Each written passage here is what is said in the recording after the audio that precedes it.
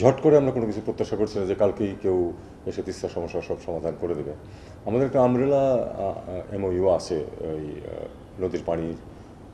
নদীর পানি একটা অত্যন্ত জটিল এবং গুরুত্বপূর্ণ বিষয় আমরা জানি আমাদের জন্য, সবার জন্যই, আমাদের জন্য বিশেষ করে সিজনাল ফ্লো যেখানে খুব বেশি তফাৎ হয়। কাজেই এ ব্যাপারে আমাদের আমরা ওপেন থাকা যেটাকে বলে, আমরা ওপেন আছি। ভারতের সাথে সহযোগিতা সম্ভব, চীনের সাথেও সম্ভব, কোনোটাতেই কোনো বাধা নেই।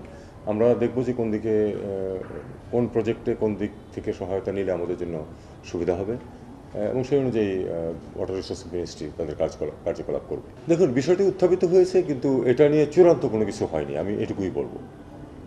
মানে আপনারা যে প্রশ্ন করেছেন, আপনারা চিঠি পাঠিয়েছেন, সেটার প্রেক্ষিতে ওনাদের জবাব কি ছিল? ইতিবাচক ছিল কিনা?